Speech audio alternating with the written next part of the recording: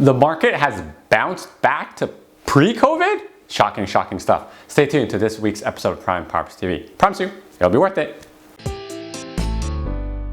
Good day, Toronto. Welcome to another Market Watch episode of Prime Properties TV. So glad you could join me here today.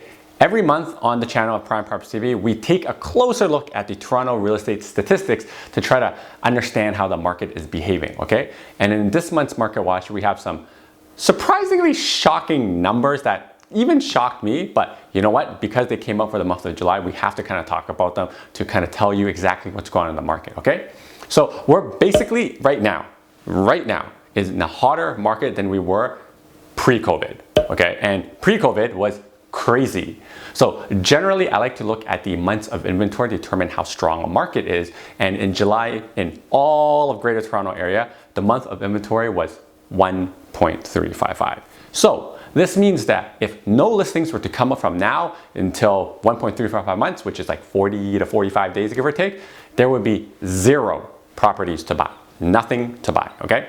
This is insane because in February, pre-COVID, we were at a really low number already at 1.46. And for us to dip below that in July is definitely a testament to how resilient the Toronto real estate market is, okay? Now, if you're wondering how we got here so quickly, make sure you smash that like button and subscribe to the Prime Properties channel. The button to subscribe is right here on the bottom right-hand side, okay? Now, one of the results for having such low inventory is that prices go up, okay? Because there's a lot more people looking to buy than there are people looking to sell, hence low inventory. So any price increase that we have at this point right now is basically a new record in all of Toronto. And now we're officially at $943,000 average price. The positive thing on all that is, not to freak you out, is the price increase has kind of stagnated, which is good at 1.38% increase from last month instead of the 8% from the previous month, which is still a very high number because over the course of a year, it's 16.5%. But it's not as crazy as normally is. Obviously, there is supposed to be a seasonal slowdown that's supposed to happen, and prices may, drop 1 or 2% and fluctuate. But who knows when that's gonna happen? Because normally in August, I'm chilling, I'm not working, and right now I'm working more than I ever did this year and last year. So normally I would say we get an increase in activity in like late September after like the kids are back in school, but that's all out the door right now. So maybe we'll have like the tiniest slowdown in August and maybe resuming in October. Who knows, right? Like no one knows because a lot of people are worried about the mortgage deferrals that are coming due in end of September. But my stance on the mortgage deferral right now is that real estate, unfortunately, in Canada is a little bit too big to fail. It's at like 12% of our GDP right now. So I bet CMHC and the banks are trying to figure out some way to continue the deferral, maybe call it something else or be a little bit more selective in how they give it out, right? Now, I'll continue to put the data points here for you this year on the screen just to show you how crazy it is and why we may not get the deferral, okay? You can see that we had those massive swings that I'm talking about during COVID, and now that we're into phase 3, hopefully things are more stable and a little bit of the blue line will be horizontal and stuff up and down that kind of look like stock market trends, right? Because that's a little bit too crazy. Now, when we go down to kind of breaking down the micro markets, I won't get too much into the numbers, but freeholds in Toronto, like detached semis and townhomes, continue to be insanely hot, which is bully offer on good properties and even some okay ones. Condos are not as crazy as inventory is increasing, and so our prices are about the same, but they increased from last year. So it doesn't mean that they've dropped in price, it's just they're not selling as hot as freehold properties like right now. Now, the 905 continues to be very strong again in the freehold, semis, and detached.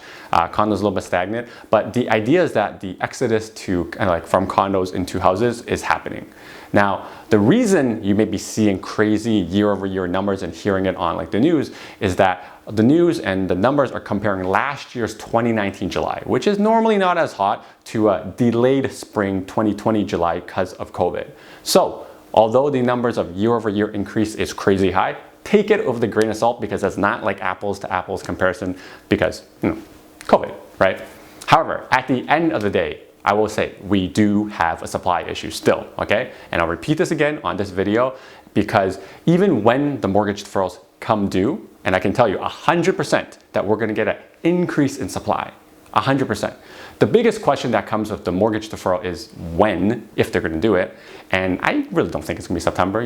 They may tack on a couple more months or find another way to do it. But the second question that's important is how much supply is going to come on the market, right? I know anecdotally my clients who didn't need mortgage deferrals took it because it was just extra cash flow, right? So unless those two questions are answered, it's very hard to see which direction, GTA is going to go in terms of prices and inventory. Like we may see some decline, but is it enough of a decline or maybe not enough inventory comes back because there's still enough demand, right? So no one knows, but if you are looking to make a move in the real estate market soon, you definitely want to give us a call because every pocket in Toronto is behaving differently right now and the strategies are constantly changing. So you really want to work with someone who has a pulse on the market like myself and our team, okay? So if that's you, I'll leave my contacts on the screen for you right here so you can contact us. So hopefully this was helpful to you because I know things are changing like every other week. So until next time, your move, your future. See ya. Now that you're done watching this one, how about this one? Oh, you know what? This one's good too. Ooh, this one's really good. You know what? Just watch them both.